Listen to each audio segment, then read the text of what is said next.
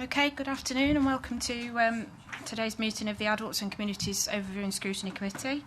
Can I remind everyone present that the meeting will be broadcast live via the County Council's website and will also be available for viewing after the meeting. Can everyone please switch their microphone on when speaking and turn it off when finishing speaking? Okay. So the first item on the agenda is the appointment of chairman. Do we have any nominations?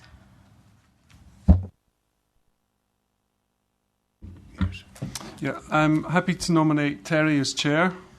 Thank you. Councillor Richardson. Happy to second that. Thank you.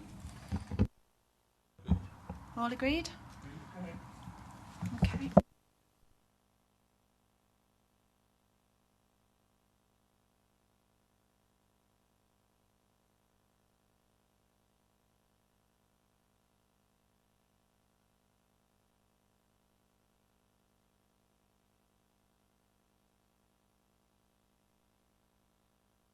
Right, thank you very much. The agenda item 2 is the election of the Deputy Chairman. Can I please invite nominations?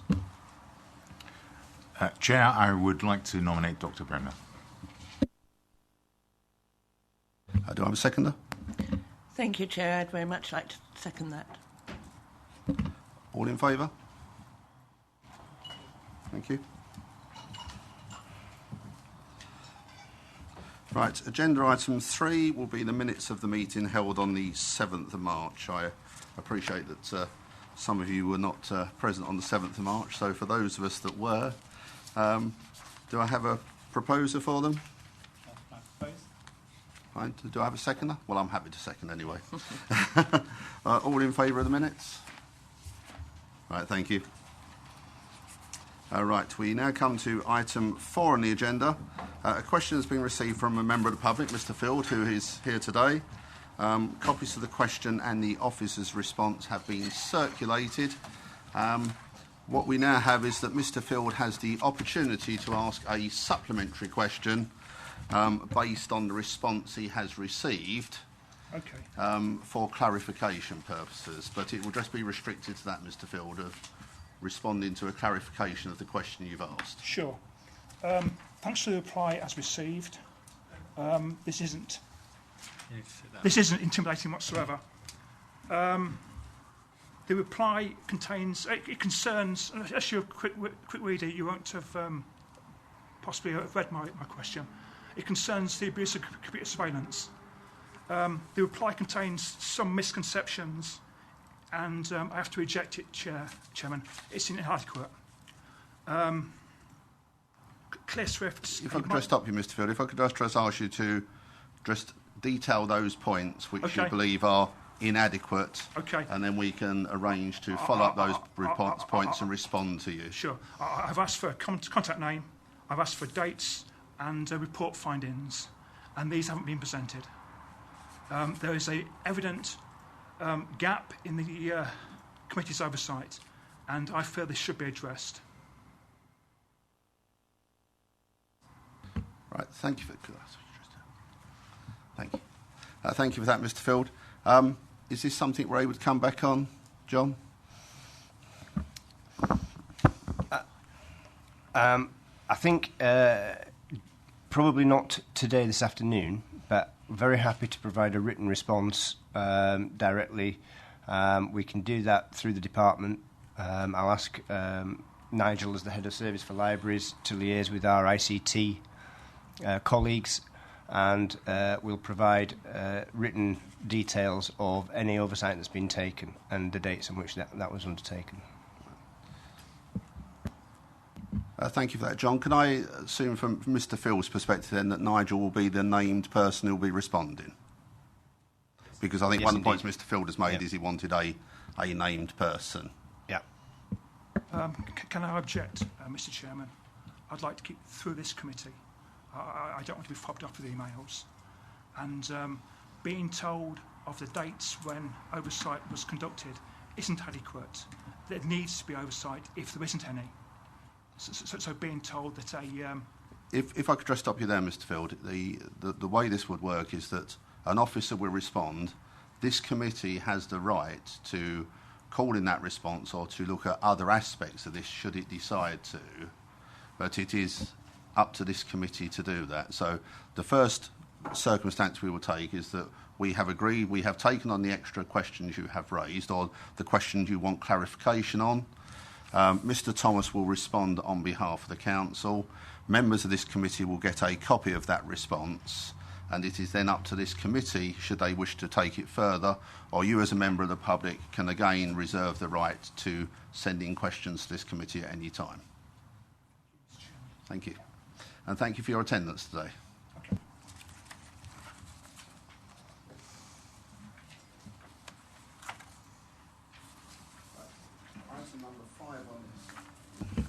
Item number 5 on the agenda, questions asked by members under Standing Order 7.3 and 7.5.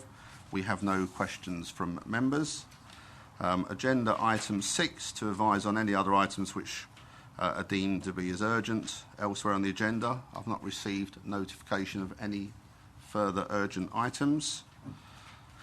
Agenda item 7, declarations of interest. Do I have any declarations of interest in respect of any items on the agenda today? Right, thank you for that. Declarations of the party whip. We have no declarations. Presentation of petitions under Standing Order 36, agenda item 9. There are no petitions that have been submitted. And we will now move on to the body of the agenda, which is agenda item 10. Which will be in the very capable hands, if I turn over the page, of Nigel Thomas. Thank you, Chair, and good afternoon, everybody. I'm just going to give a brief introduction to the report that's with you this afternoon, and the purpose of it is to update you on the progress made with our working with local communities to manage their local library. So you may be aware that since 2014, the Communities and Wellbeing Service, which manages libraries within the Adults and Communities Department, have worked with local communities to enable them to manage their local library with a tapered support package, which was shaped by a previous scrutiny review panel. The package supports the running costs of each library, and in addition to that, a contingency fund of £150,000 is in place to support any groups with any significant repairs to buildings required where aspects of the library building are beyond economic repair.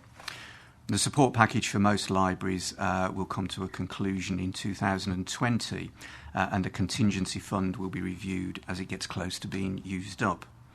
Now, to date, 30 of 36 local community libraries have been transferred to local groups who have formed charitable incorporated organisations, or CIOs, and one library, Barwell, has closed, and following a period of consultation, a mobile library now serves the area. The CIOs provide staffing, mainly through volunteers, and the library service continues to supply book stock and IT required to enable the loan and return of books, which is called the Library Management System, or LMS. And in addition to that, there's peripatetic library support from officers who maintain ongoing links with local communities who have taken on the management of their local library.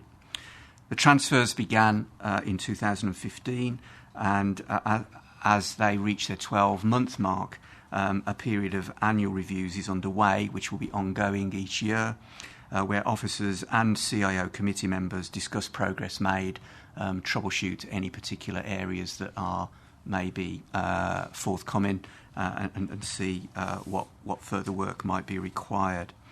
A summary of the progress detailed in the report and paragraphs 11 to 16, and that notes that a lot of positive work has been made by the groups that officers have met, including some 12 libraries who have, following a period of their own local consultation, increased opening hours for their local library, which collectively across the county so far amount to a total of 106 hours per week.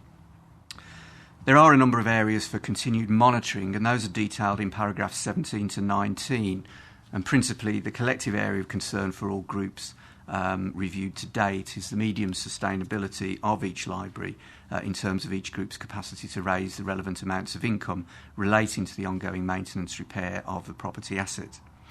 Paragraphs 21 to 22 detail an unexpected issue that has arisen following a technical review of printing in relationship to the provision of public access to ICT. Since this report was written, officers have been advised that the indicative costs provided by the print supplier up until 2019 will be subject to change and therefore may influence the advice that is given to local groups. This project has represented an area of significant transformation for the service and outlines how in future local communities can be more engaged with the County Council to deliver services in different ways as the local authority continues to meet the financial challenges ahead. And it's a valuable illustration of the direction of travel contained in the refreshed community strategy of the County Council. And paragraphs 23 to 26 of the report summarises the lessons learnt throughout this process that may be valuable to the Council to consider for the future as the community strategy is developed. There are 5 libraries remaining scheduled to transfer, and a brief update of those is contained in paragraphs 27 to 37. Thank you, Chair. Thank you for that. Before I open up for questions, we have the portfolio holder here this afternoon, Councillor Richard Blunt. I don't know if, Richard, you'd like to add anything first? I think only to say for those new members and the existing ones, people know how passionate I am about delivering this library, this new way of doing libraries. It was really important for me. I think to get 30 across and 5 more to go, every one is as complex as any transaction you'll ever do in local government, because it's human beings volunteering to step in where we were already here, and many people in this room felt that it wouldn't happen. I will always be eternally frustrated that we didn't get all 36 across the line, and there's a lot of work to do on the remaining 5. And you'll see from here there are many teething problems and issues to deal with. This won't go away, but it remains my commitment to keep as many of the libraries open as I possibly can, at least 35 out of 36. Thank you for that, Richard. I'll now take questions. First of all, I have Councillor Linda Broadley. Thank you, Chair. On page 11, number 19, it says here that bids were put in and approximately £45,000 has been claimed. Can you tell me how many libraries does that actually cover, and what was the average cost claimed?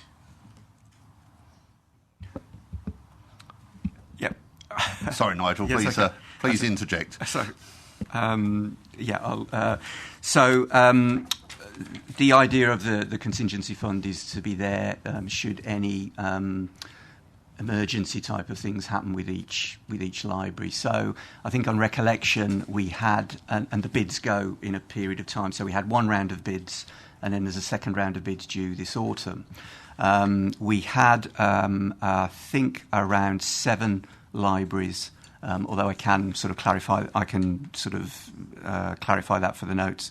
We had about 7 libraries that put in a bid, and those in total amounted to the 45,000 that are quoted, and they were things like boilers, that needed replacing and were beyond economic repair.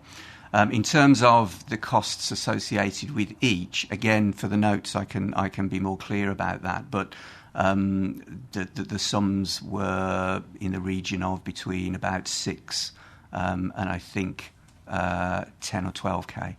But I will clarify that for the notes. Is that okay, or do you wish to follow up? Thank you. Next we have Councillor Hilary Fryer. Thank you, Chair. Thank you very much. I am the new member for Quorn and Barrow, who have successfully both achieved their target of having a very successful community libraries. I'm delighted to see the work that's still carrying on and engaged in this. Under the lessons learned, and there are still 5 libraries that are in the process of becoming community libraries, is there any communication with libraries that are successful and have, from their lessons learned, to help the newer ones? I think particularly what was most noticeable for all of us that living in villages that had their libraries changed to community is the point made on point 24, which was at times have felt unnecessary pressures and tensions put on the parish councils, town council, and people forming these committees. It seemed it was almost sort of became divisive, them and us, or you and us, or whatever. So I'm just wondering what, and if there is anything that's linking all the libraries, community libraries, together now, some forum or something where they can exchange lessons learned. And I know some libraries now are going out for external support for major projects from local places, and whether that's also encouraged. Thank you. Yes, there are a couple of things. Firstly, the libraries themselves that have transferred do organise what they call cluster meetings, and those are run by themselves, although our support officers are present, and that's an opportunity for them to share their information. And in addition to that, the library support officers are in ongoing contact with each group. As I've said we said in the report, on a peripatetic basis, and that is just really to pick up any queries and to act as a broker, if you like, between issues that are raised and the county council. So this is sort of like an interesting development of how collectively now it opens up a challenge for the library service, which we've alluded to in the report, about how do we maintain that ongoing conversation, but in a different way. On sort of meeting sort of groups of volunteers who are obviously giving up their valuable time to manage the libraries and to continue that, but without sort of their independence, so without sort of taking control, if you like. So the cluster meetings are that forum, and we're looking at ways in which we can progress that ongoing conversation, if you like, in terms of running things like workshops that bring groups together, where we can talk about things like the book stock and how that's managed, and income generation, and how we can maybe sort of enable them to be more sustainable in the future. Before I move on to the next question, I know that Richard wants to add something. Yeah, I mean, Hillary's right to point out the tensions in section 24. It's a definition of what's going to happen if you take something out of a council structure and move it into a group of volunteers who've never thought twice about running a library in their lives. It has to be a tension. The tension was, and I think something that Nigel and I were very concerned about, is that we still have to be looking after public money in the public interest. So if there's a building, which there often is, and we have to make sure the lease is done properly, if there's equipment, if they're going to be loaning out our books, we have to be responsible. At the same time as encouraging a group of volunteers, really overall, to almost, I think, put their common sense aside for a moment and step in and take over the running of their library, which they choose not to do if they could have done. So there was some tension. The fact that 30 out of 31 so far have made that jump is the lessons learned, and let's hope that the remaining 5 are able to do it as well. Thank you, Chair. Right, next we have Councillor Parton, and I know Councillor Meara also wishes to speak. So could I suggest we do both questions, then Nigel can respond to both, if you're happy with that at the same time? The question I wanted to ask, well, there were several small ones actually, please. On page 12, on section 23, the wording is, generally, the support offered by the County Council has been welcomed by community groups.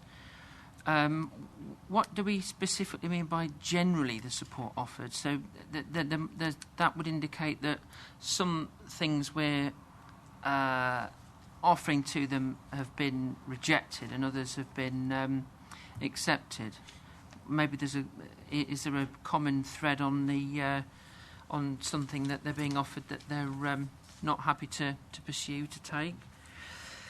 The second point is obviously coming into this as a new member, who is responsible, who actually pays the running costs, like, for example, the electricity and the heating bills and the water and, for example, janitary supplies for the toilet and things like that. And then lastly, these are obviously community libraries.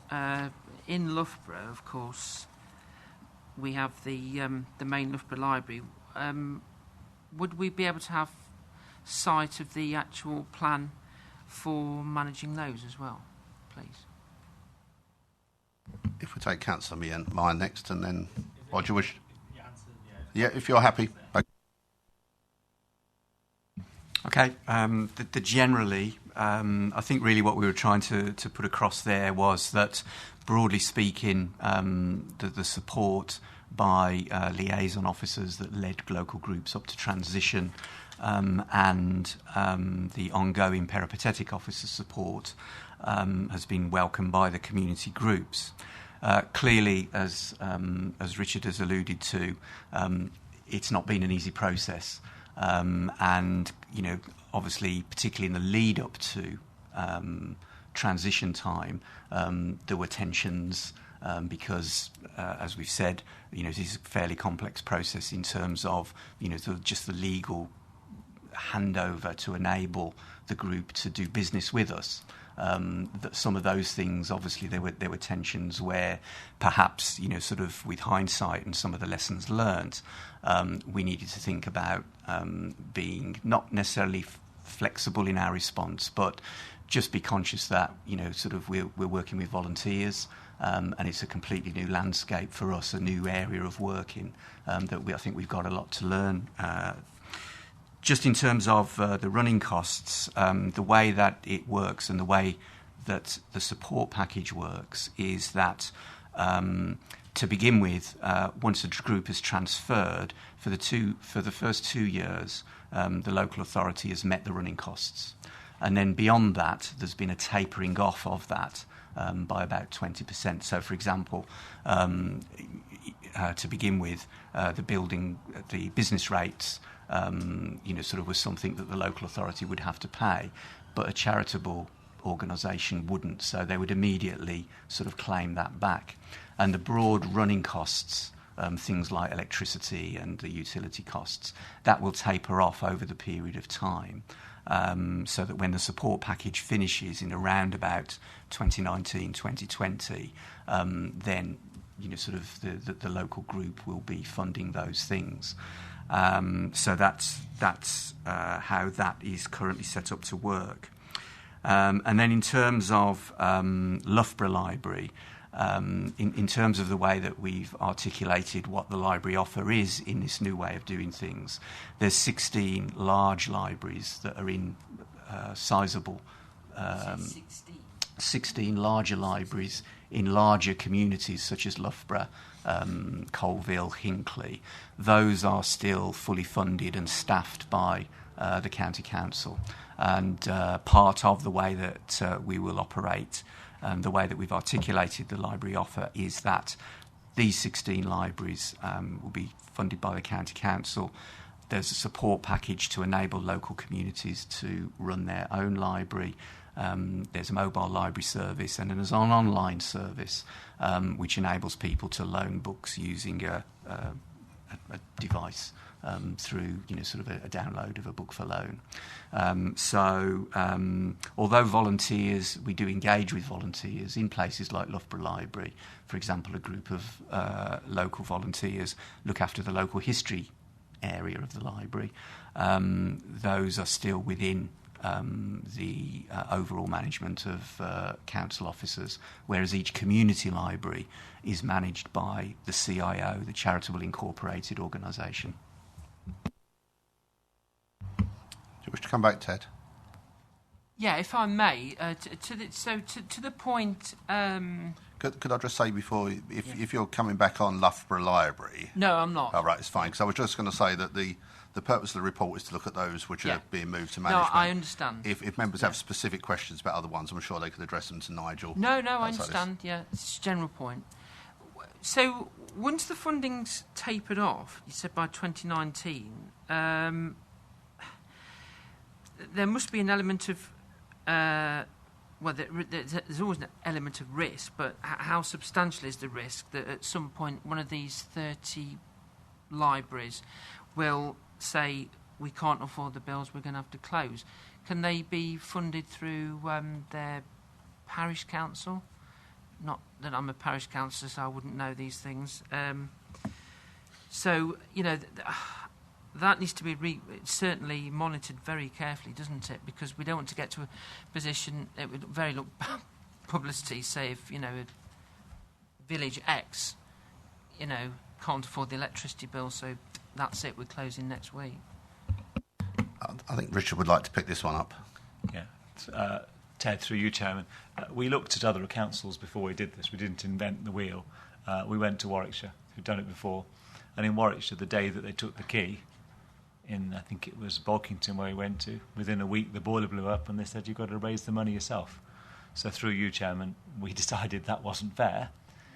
It didn't close Bolkington, it didn't close any of the libraries in Warwickshire, but we thought it was a tough start. We also know that the number one concern it's registered here is how they go along finding the extra money in the future, and that is a question mark. But actually, you know what? Us as a council, in adult social care and everything else, have question marks about how we're going to find the money in the future. We are mindful of it. I've said it before in this meeting before you joined the council, that I would strongly propose that we make sure support is in there for as long as necessary to keep all those libraries open. But I will make a bid through any normal process for money, and it will be a property issue. You have to remember that the buildings are owned by property, and Nigel's service here is to run the library, so it's across portfolios.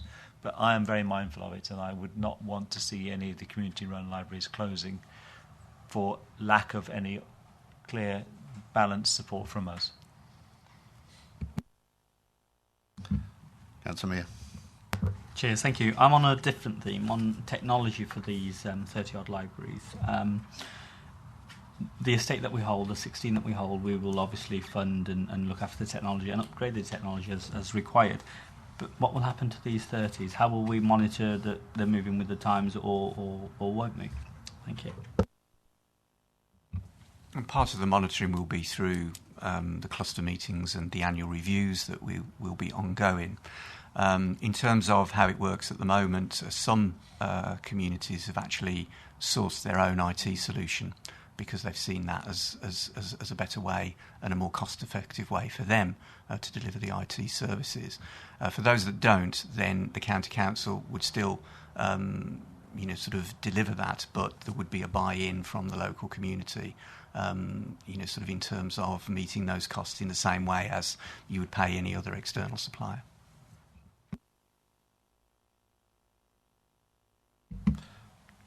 Mr. Charlesworth. Thank you, Chair. I was one of those that asked for this report because we wanted an update on how the community libraries were doing. And credit where credit's due, Richard and Nigel have got us to a place where I don't think any of us thought we'd be. 30 going, 5 more possible.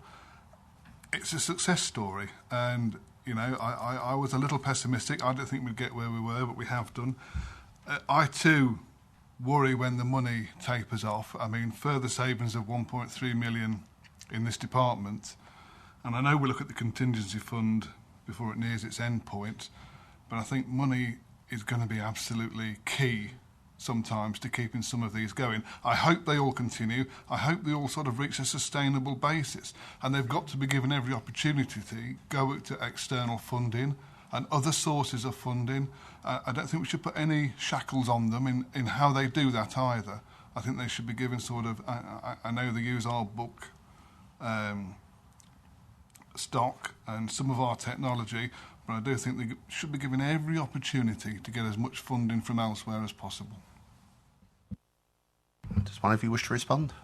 I used to get a crick in my neck listening to Mr. Charles's questions from my right. I'm now going to crick in my left, taking them from the left. It'll get more about move backwards and forwards at each meeting. It's the thing about these local organisations is that they must find new ways of raising money. There's no doubt at all. The ones we saw for the examples before we started this process were opening coffee shops. Now you might think, what a silly thing to do, to sell coffee. The most profitable thing that anybody does on the British High Street today is to sell a cup of coffee and with a cake. And we laugh about it, but that is the world we live in. And that is how many are producing the right amount of money. It isn't enough on its own, nothing ever is.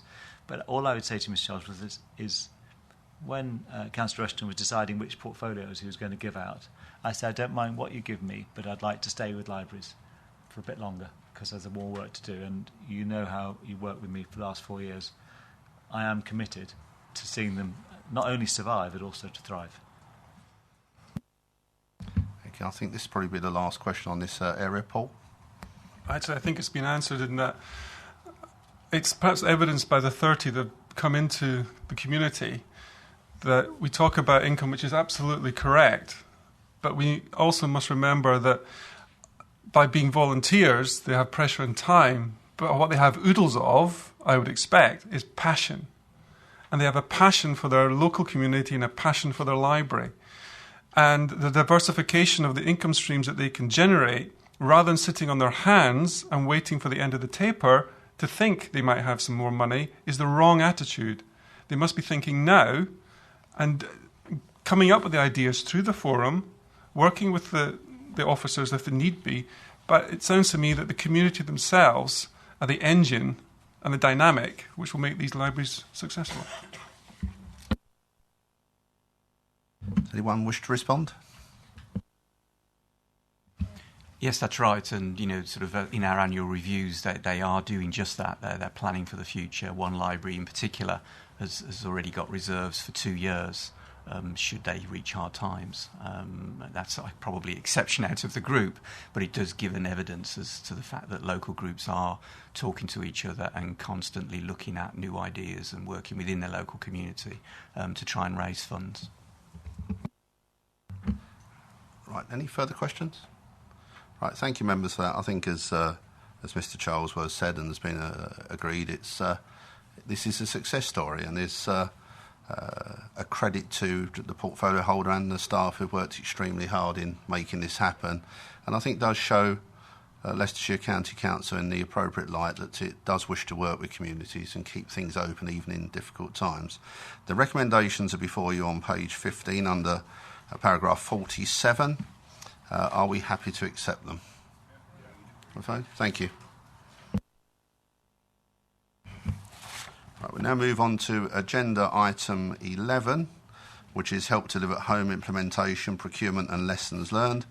And I understand that Sandy is going to brief us on this one. Thank you, Chair. Members from the previous committee will be aware of the background to Help to Live at Home, and where there's a number of new members on the committee. But I wasn't intending to go through a detailed briefing on the background. But I'm happy to answer any questions in terms of the background of the programme, if there are any. But this was a joint programme between the Council and our NHS partners to commission all domiciliary care for people with both social care needs and continuing health care needs from the NHS to provide support with personal care and health care in their own homes. A panel from this committee was involved in developing the model for Help to Live at Home, and there have been a number of updates to this committee, including some since the service went live in November 2016. This particular update covers 3 areas. The first is a report on a pre-planned lessons learnt exercise, which took place as part of a 2-stage process undertaken jointly with our NHS partners. The first stage followed the procurement phase of the service, and the second followed the go live and implementation of the service. And the key issues from that 2-stage lesson learned report are contained in Appendix A of the report. A final stage review will take place, which will be a post-implementation review, which won't look at the process of procurement or implementation, but will look at the extent to which the service has met the delivery of its planned outcomes. And that'll be undertaken 12 months after implementation. It also contains, the second part of the report contains a summary of the current position in relation to the delivery of Help to Live at Home and domiciliary care services in the county, and in particular an update on Hales Group, which was subject to a report at the last meeting of this committee following a CQC inspection which rated that service as inadequate. And the third element of the report is a summary of where we are in relation to the procurement of the remaining 3 lots which were left vacant following the late withdrawal of one of the providers just prior to implementation.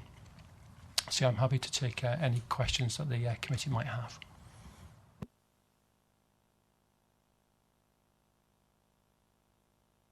Right, thank you for that, Sandy. We'll start with Councillor Mear. Cheers. Thank you very much. It's nice to get this report, obviously, having seen what's happened since November. I've got a point of clarification first on page 18, number 9, paragraph 9.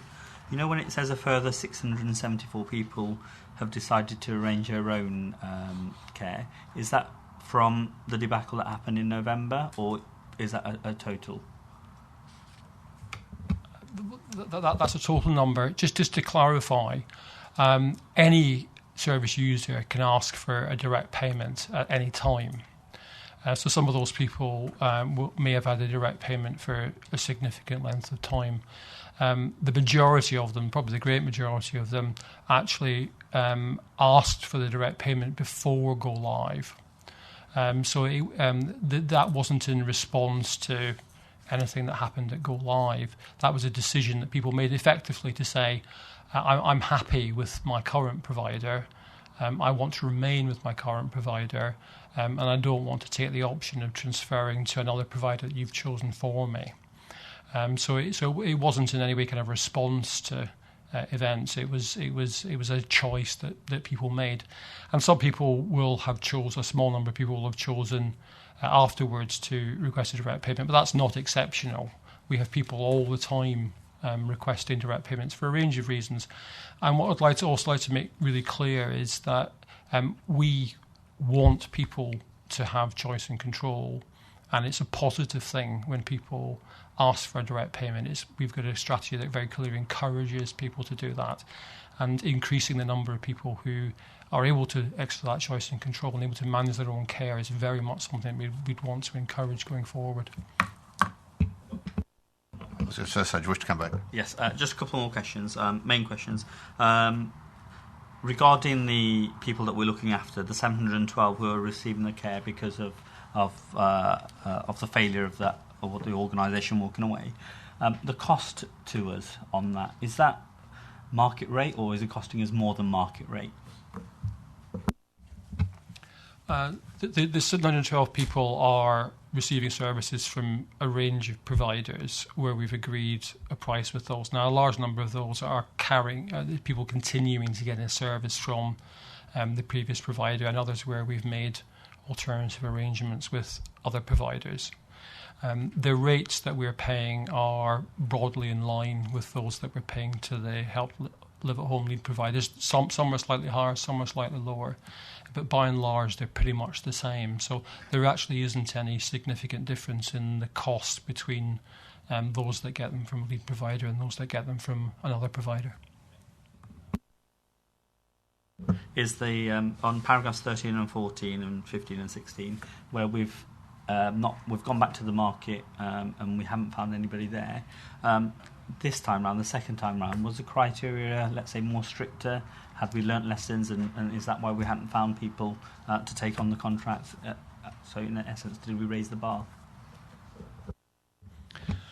I don't think it's a matter of really raising the bar. I think it's a matter of trying to find the right provider.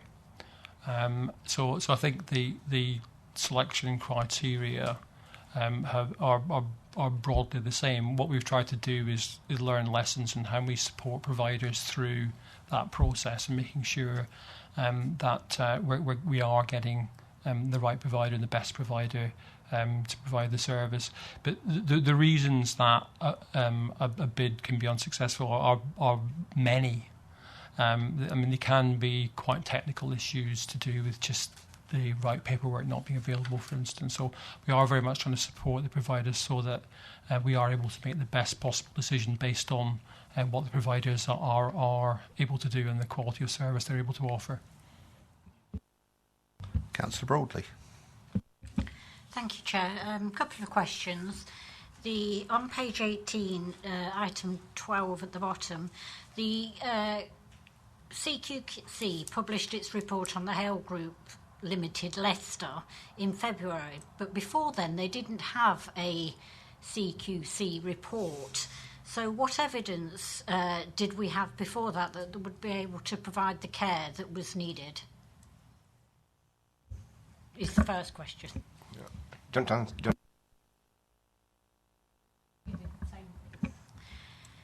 The language that's been used in the Lessons Learnt report is very technical, and as a layperson it was difficult for me to understand fully what was being recommended and how these measures would have presented problems that the Help to Live at Home project faced. Can you explain exactly how the measures recommended would have prevented these problems?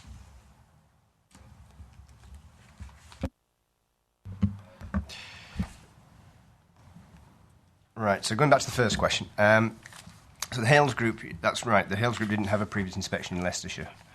But what they do have is services that operate across the country. So they're a very large provider.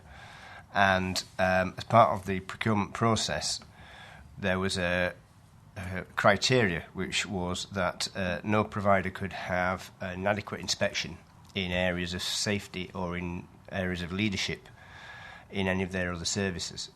So had Hales had an inadequate inspection in any of their other services, that would have debarred them from being part of our procurement process, but that wasn't the case. And in fact, Hales have good outcomes in across the country, in particularly in Warwickshire and in other areas where they have services.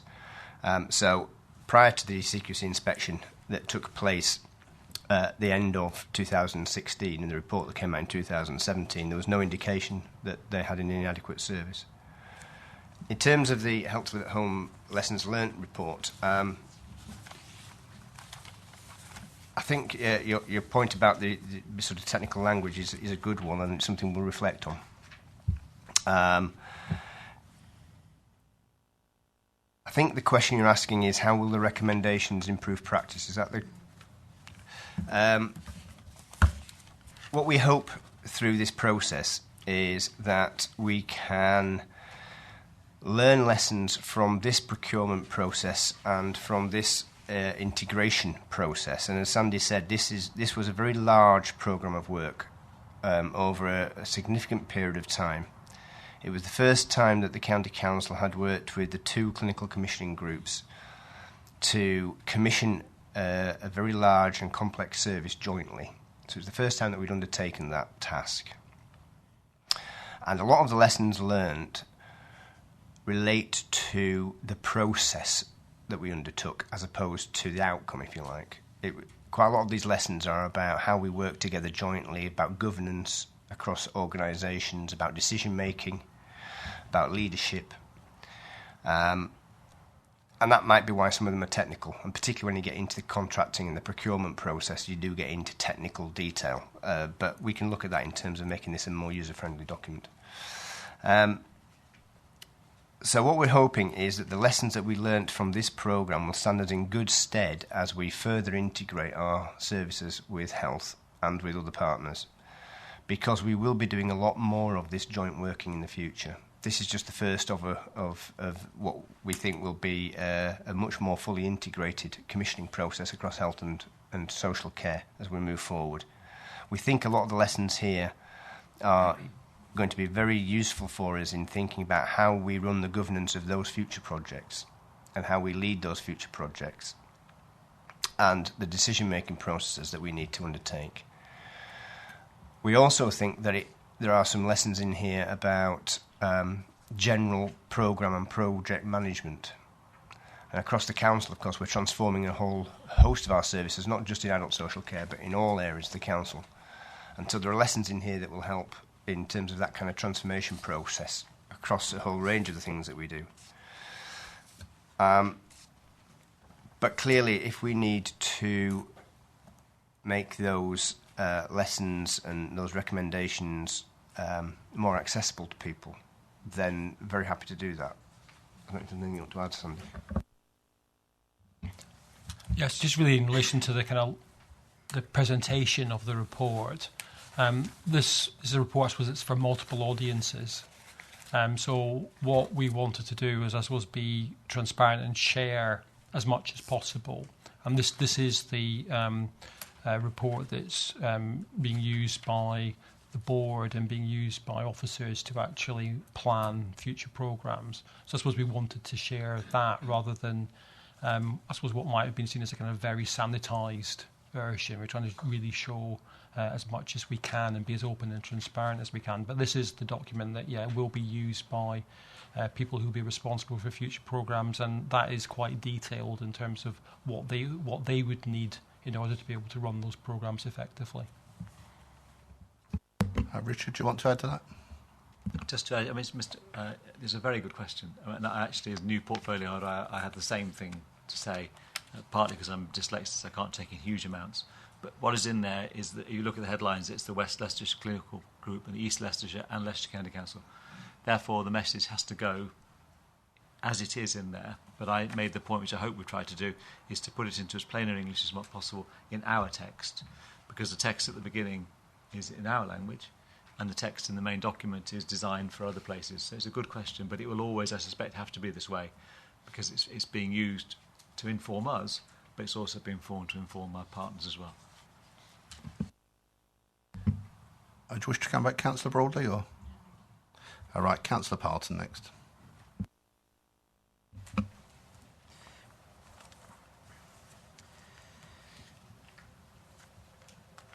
In terms of the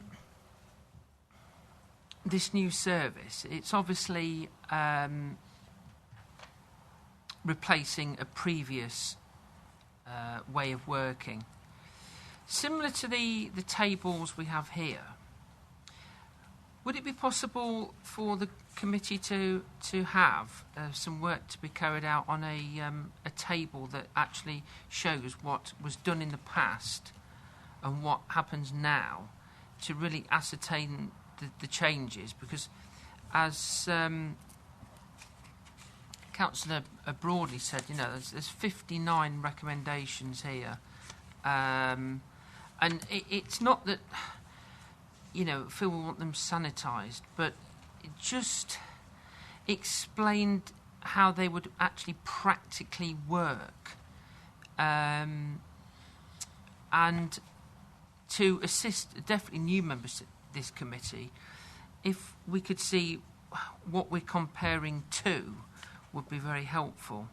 But I appreciate it's a new way of working, because for the first time you're using the clinical commissioning groups. However, it would be useful to see, what happened before and what's changed.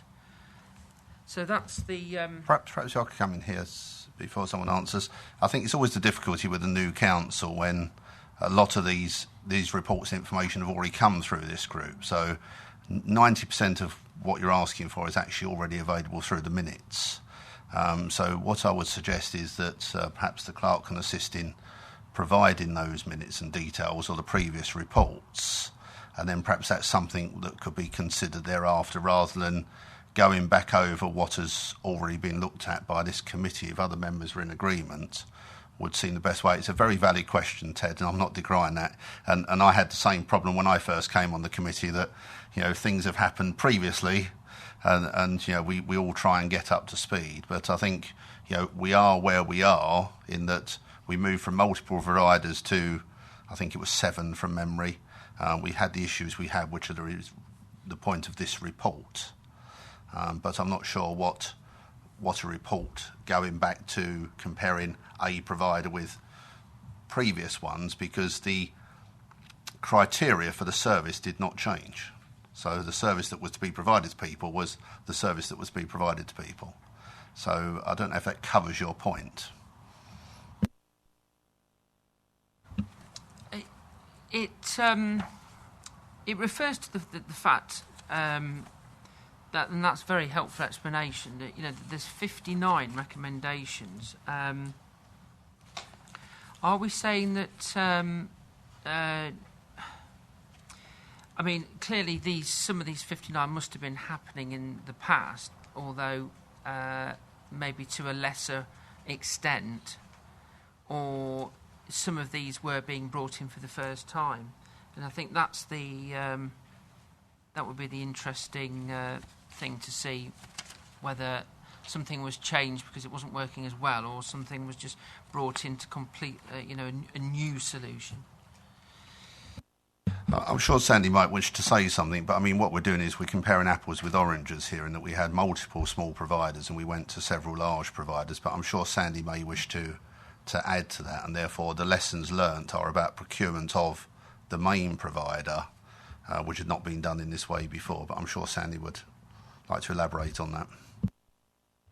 Yeah, I think just a couple of things. In terms of the background, there was a scrutiny review panel, so a panel from this committee, who actually did a lot of very good detailed work understanding, I suppose, the reasons why change was necessary, and looked in a great deal of detail at the previous service model, the rationale behind changes and the kind of changes we'd want to make.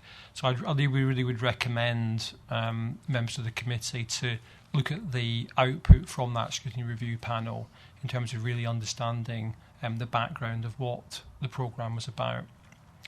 I think the second point is I'd really echo the Chair's comments that the lessons learned here are really lessons learned about the process of procuring the service and implementing the service, so that those lessons can be used in other programmes and other procurements. They're not so much recommendations about things we'd want to change about domiciliary care, because I think that would be a very different kind of report. That wouldn't be a lessons learned report. I think perhaps the final report, the post-implementation review, which will say, did this programme meet its objectives in terms of what it set out to do to change the service, what's actually been achieved by way of actual outcomes for service users as a result of what we've done. I think that's perhaps much more what you're really trying to describe in terms of what difference has it made to people's lives. And it may be that when that's done, that may be something that the committee wants to see as well. Thank you for that. Does that answer your question, Ted? Yeah, certainly that's that assists greatly. Finally, to say, what period of time was this scrutiny panel held? In order that I can try and find the minutes. I think the clerk will assist you in finding the minutes. No problem at all. Over to Councillor Charlesworth. Thank you, Chair. I suppose the rationale behind this was we had a myriad of providers across Leicestershire, and we were trying to distill it down to some larger providers with the ultimate aim of, I presume, a better service and also a saving of £1 million on the budget, which obviously will have now been delayed. I've yet to find mention of the scrutiny panel in this report, because one of the things they did look at was having more than one provider in each of the districts, the areas, across Leicestershire, because that would have given a little bit of resilience. And that was either not discussed or ignored or left behind, which was unfortunate, because it might have alleviated some of the problems we'd had at the end of last year. I know they did a good piece of work. I just think members lost oversight of this in the process. I think not just this committee, but Cabinet as well, and in general, members lost sight of this. I know we had regular reports, but I think it was predominantly officer-led. I have no problem with that, but I'm just making the observation. And yes, the 59 lessons learnt, as Sandy has said, are aimed at a sort of officer basis, because members would, and I've been here quite a while, would struggle to get their heads round all of those items in there. I see under paragraph 16, it's not until November this year that we're looking to be back on track with new providers. So that'll be a year more or less to the day since this began. My real question is around paragraph 15. Now, without trying to be cynical, have we gone back to providers and said, look, your tenders have not fitted. We need, through feedback and through negotiation and revised documentation, to come to a state where your tenders fit our requirements, and either we've dumbed down or they've gone up. And I don't understand that paragraph. How have we got to a stage where they're now acceptable, whereas they weren't previously? Perhaps if I'll ask Sandy to comment on that point first, and then I know Richard wants to come back in about whether Cabinet lost oversight on this or not. Thank you, Chair. Just in terms of the final point, in relation to the procurement process, I don't want to go into too much detail because we're still in the middle of that procurement process. So I don't want to comment on the detail of that because that's clearly an ongoing process. It's got commercial sensitivities. So I really want to confine what I was saying to, I suppose, the process itself rather than kind of what's happening currently within it. We're in a negotiated process, which means that we still got a very clear specification of what it is we want to procure. We've still got the same kind of thresholds in relation to quality and cost. Those are not kind of negotiable. We still got the same expectations around the quality of the service, and I think you wouldn't expect that we would be compromising on that. But really, what its negotiated process is about exactly how that's to be achieved, so that we can actually, rather than just have a very rigid process of saying you submit a bid, we evaluate it, it passes or fails. If there are areas where it would be to the mutual benefit of the council and the provider to have a negotiated discussion about how exactly how the service was to run in the way that was mutually beneficial, it allows that discussion to happen with a limited number of providers. So that's the process that we're now in, and we will be awarding to the best providers within the resources available to the council. We'll be doing that from the providers who are within that process. Either John or Richard, whoever wants to go first. Just to add to what Sandy said, the process that we're going through is a recognised process.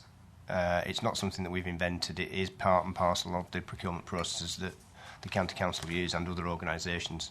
It's part of the sort of the toolkit of kind of commissioning and procurement. And just to sort of clarify and reiterate, as Sandy said, the organisations that we're working with are organisations that put in tenders as part of the previous round. They passed the quality part of that process but fell down for technical reasons. So we're now going back to them and negotiating with them about those technical issues that they fell down on. They have already passed the quality part of that process. Yeah, through you, Chairman. I was at the emergency cabinet meeting when this came up, and I asked, I think I was the first to speak, but I asked very similar questions to you. For me, I believe, as a politician, the number one thing we must do is communicate what's happened and to learn. And without doubt, we quite quickly worked out that one of the issues here, the biggest single one, if anybody is a twin hatter in here and they look at the outside at the district council and the county council, well, you're just two councils. You then try and get those two councils to work together. And only somebody who's a twin hatter will understand incredibly how illogical and how odd it is that two authorities in the same council cannot work particularly closely together. If you then take the county council and then put the NHS alongside it and then try and fit those two organisations together, clearly there's going to be some lessons to be learned. And I certainly at that point realised that it's not a blame game. We're trying to, and also remember, Leicestershire, we're ahead of the curve. What we're doing here, combined as you referred to earlier, to save money and deliver a better service. That has been the message you've heard for the last 4 years. and broadly, because I'm sure the opposition parties will tell us otherwise, it's broadly worked. Broadly, we are performing better in adult social care than we're under budget. Now, one of the reasons that is because we've been brave and we've tried to do new things and taken a big step forward. This was a big step forward, and there was a small hiccup in the middle of it. But without the big step forwards, we wouldn't be seeing the savings and the improvements going to come through. So you're right to ask the question. I believe that we took on all the advice as we could, and in my role as 5 weeks in this job, really looking back at it, I think we genuinely have learned lessons, and my only apology is that they're worded in such a way that makes it difficult for us as a committee to really look at all of them and properly understand them. You'd like to come back, Mr. Charlesworth? Yes, I do agree with Richard. When you're making these bold steps, occasionally they don't work out. And I thought Mr. Houseman standing up at full council and apologising was the right thing to do, because you don't get it right all the time. None of us do. So just a final thing. When is the projected savings due to be made then? In actual fact, the savings have been made.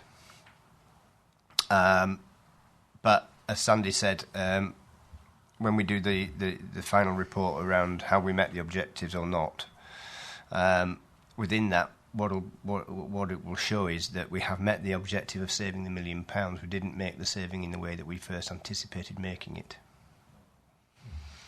So I think fair to say that the saving has been made. The £1 million saving is apparent. And the budgets have been adjusted to reflect that. But the way in which we anticipated making it hasn't been entirely the way that we... Yeah.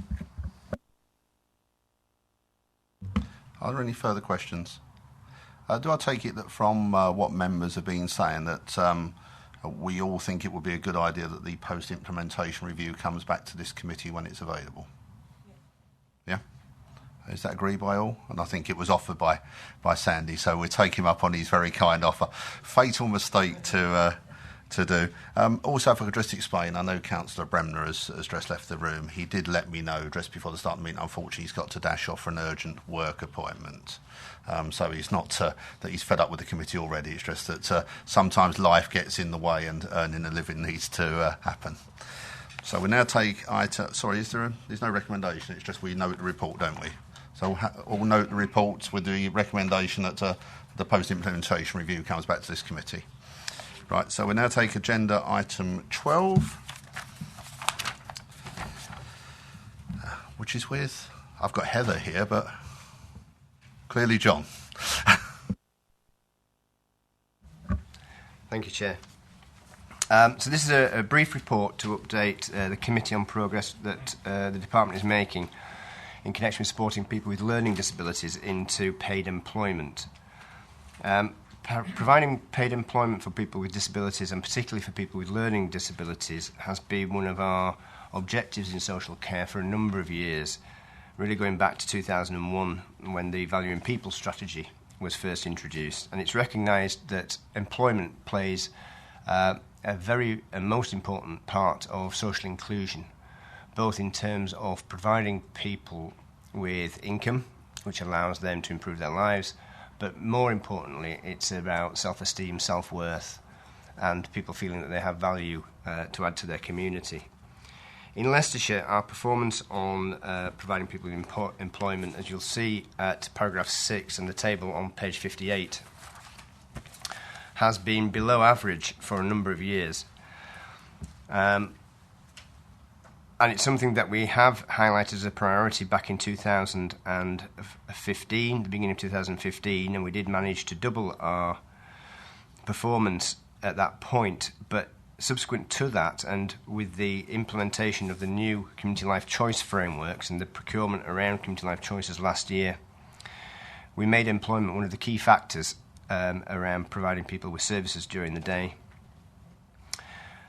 And as you'll see, at the end of 2016-17, our performance had risen to 11.1% from 3.6%, which is a phenomenal increase, and will place Leicestershire at the forefront of providing employment for people with learning disabilities nationally.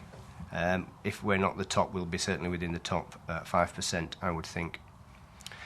I think what's interesting in the report, more than just the performance and the numbers, are the examples at paragraph 9, where we describe how the impact of employment can have on an individual, but also on the level of care that those individuals then require.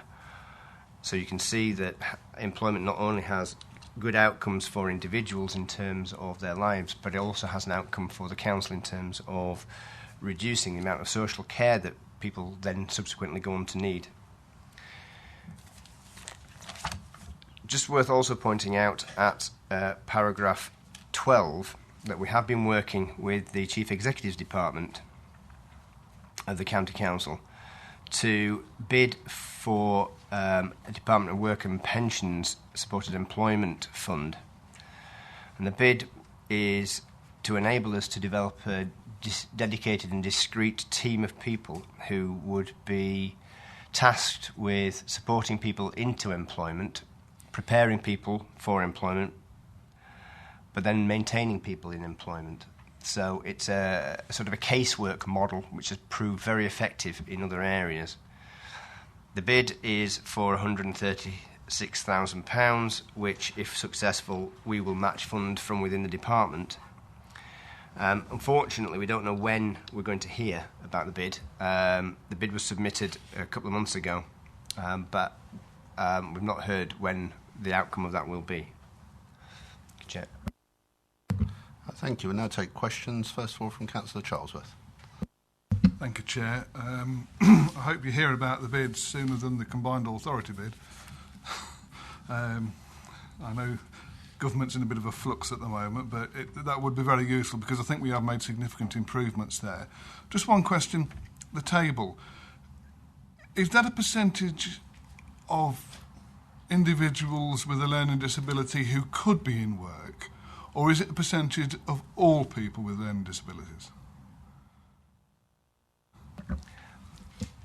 As ever,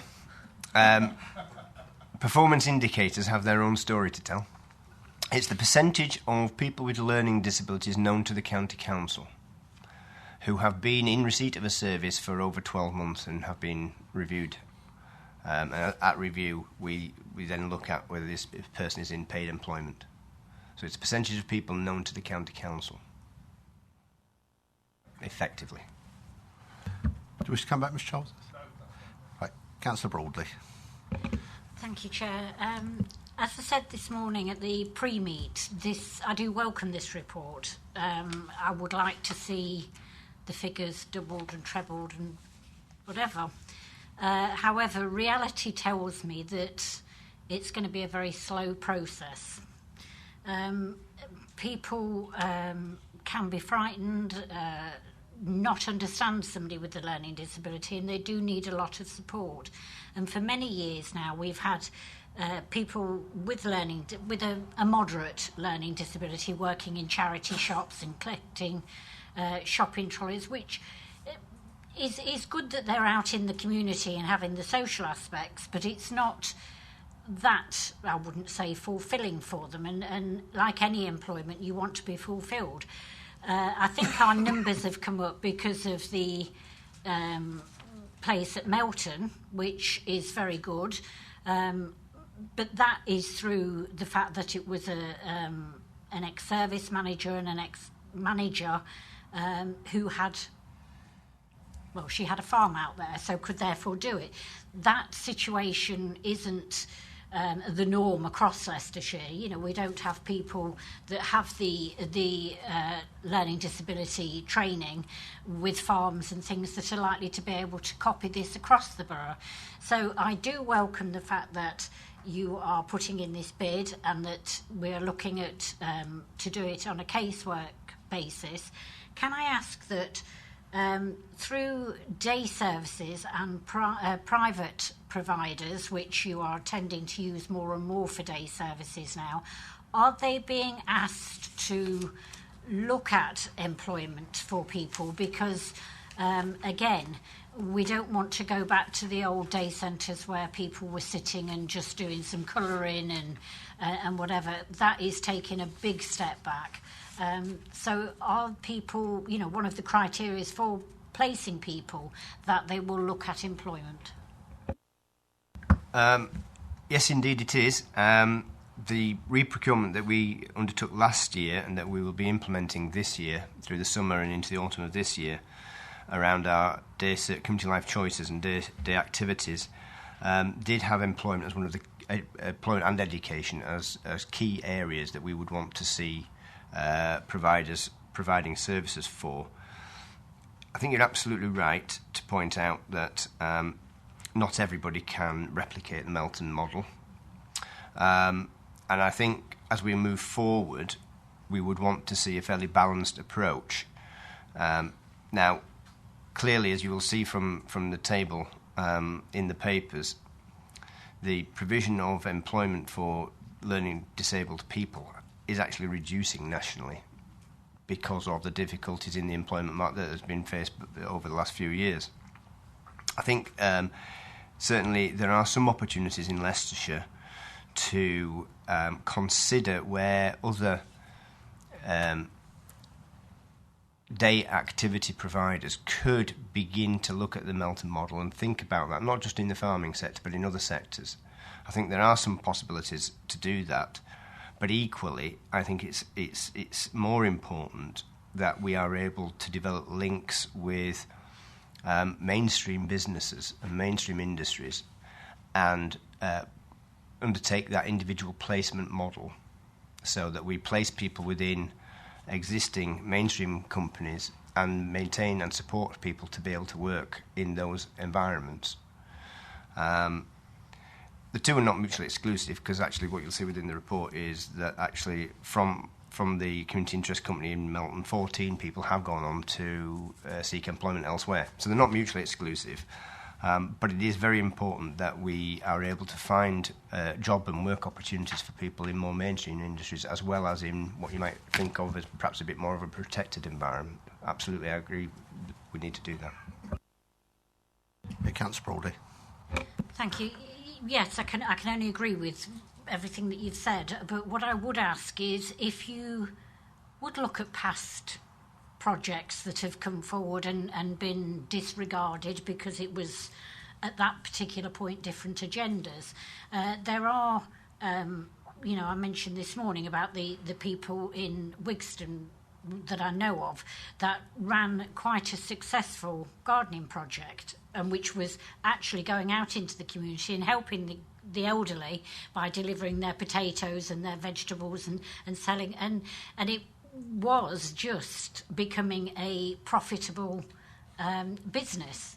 But it was a different agenda then, and it was pushed by the wayside. And some of these people now, as I said to you, wander the street, which is a shame.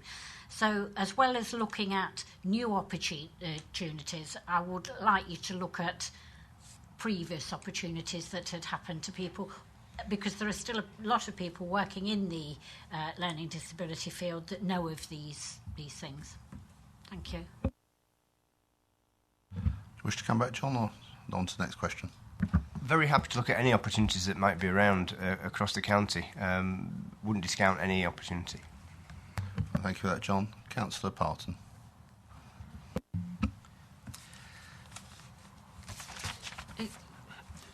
The first point is to it's just to gain an understanding on this.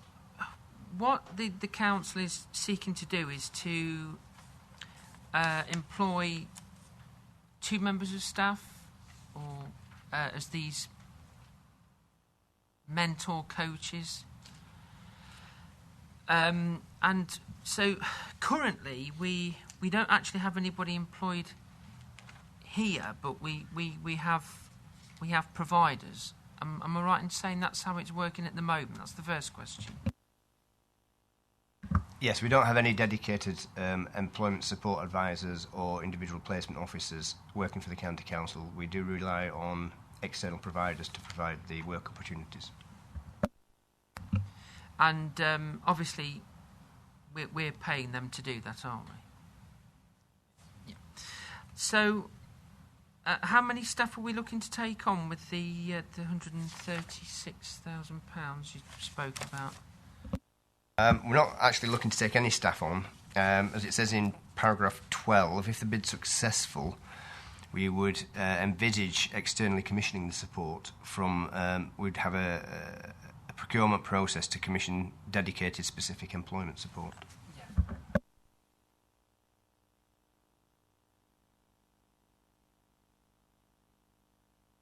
Ted, if you're coming back again, can you put your microphone on, please? I thought I turned it on.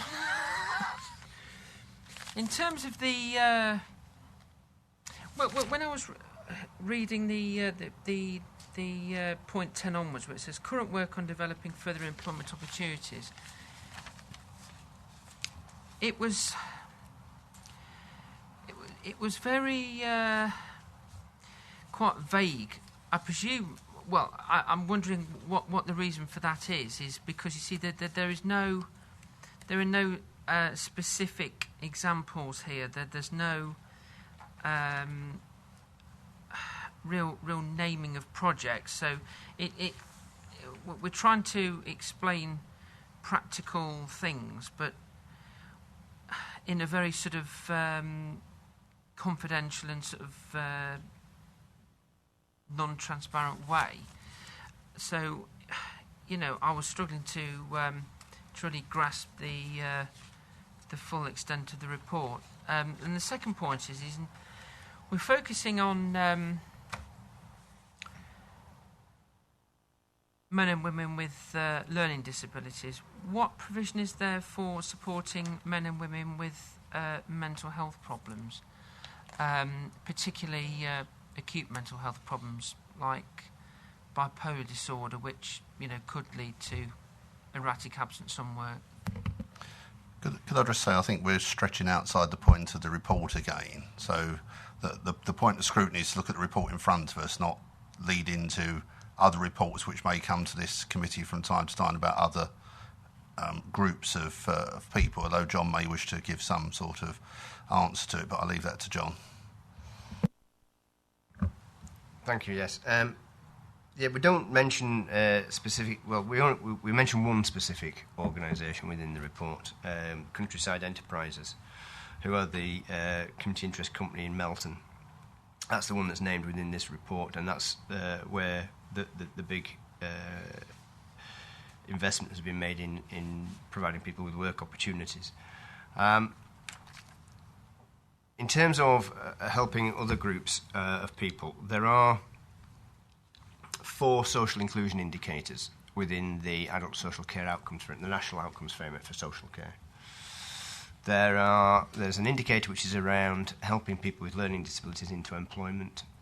There's one which is helping people with learning disabilities, supporting people with learning disabilities in settled accommodation, which effectively means anything other than hospitals or residential care. And then there are 2 others which are the duplicates for people with mental health and mental ill health. So supporting people with mental illness into employment and supporting people with mental illness in settled accommodation. The County Council is responsible for reporting on the first 2, people with learning disabilities, and the NHS is responsible for reporting on the second 2, the people with mental health needs. We do work, obviously, in partnership with colleagues in the NHS on all of those agendas. We could, or I could, outside of the committee, give you some information on how we perform in mental ill health and mental illness. There are some specific services available for people. There is a recovery college that's run by the NHS, which helps people into employment. And there are some services which have been retendered this year, some community mental health services which have been retendered this year across Leicestershire in partnership with colleagues in the city and in Rutland to develop new mental health resource hubs across the county, and there'll be 7 across the county. And they will have a focus also on employment. But if you'd like the figures, I can probably provide them for you. Please, I would. Thank you very much. So to finish off then, and thank you for your information. The Countryside Enterprises CIC, that's the company that the County Council is using for who we've outsourced to. That's the name of the company, is it? Or that's the company that are operating in Melton. That have it's a community interest company that has 125 members. They've been supporting those people into employment. Each of those people is a member of the community interest company and therefore has a share in the profits that company makes. So, Ted, is this going on long? We seem to be going question to question. Okay. I'm not quite sure where you're going. No, so I'm trying to establish who the provider is we're using. Right. So there are a range of providers, a whole host of different providers under the Community Life Choices contract. One of whom is Countryside Enterprises, CIC, but there are other providers as well. Not all the people who are in employment who have a learning disability are being supported by one of those providers. Some people with learning disabilities have found their own work opportunities, and we might support them through our social care, through our social workers. People can use their personal budgets, their social care personal budgets, to enable them to access employment or to support them in employment. So there are various different ways of supporting people. Thank you for that, John. Councillor Fry. Thank you. Always press the wrong button. Thank you very much. I won't hold up everybody because time's marching on. I think this is very interesting, but I think what I was really wanting to know is that if we didn't get the bid of £136,000, it looks as though we could match fund, if we did get it, to £136,000. If we are unlucky and we don't get it, are there any other plans with that £136,000 other than making it as a saving that we could use to assist with the learning with employment? I think also there are a number of external places that aren't relying all the time on council money to do this. There are a couple of, I know there's a college that is funded, but they have a cafe and a sweetie shop in my village. I also wondered, we have done it with some of the contracts in another place I've been involved with, where depending on the contract, and I take up Councillor Broadley's point where people have been working in gardens and garden centres, if we are procuring certain things that could be places of work for people with learning disabilities, do we discuss this during our procurement process with some of our external contractors? For example, if we're looking for them, do we ask them to take on apprenticeships and things like that? Do we look at it? I'm not saying necessarily to go and manage tree surgery or something, but for certain projects. Thank you. In answer to the first point, I think if we didn't get the Department of Work and Pensions funding, we'd have to reevaluate how we would go forward. So effectively what we've done is we've put a bid together that will cost £270,000, of which we're only able to ask for 50%. So that's where our 50%. So if we didn't get the 50% from the Department of Work and Pensions, we'd have to go back and reevaluate the whole project really, to make sure that it was still sustainable with only half of the funding. In terms of the other provider, yes, we do have within our contracts for Community Life Choices, there are a whole series of outcome measures, and we expect people to report to us quarterly in terms of the outcomes. And one of those outcome measures is supporting people into employment. Any further questions, members?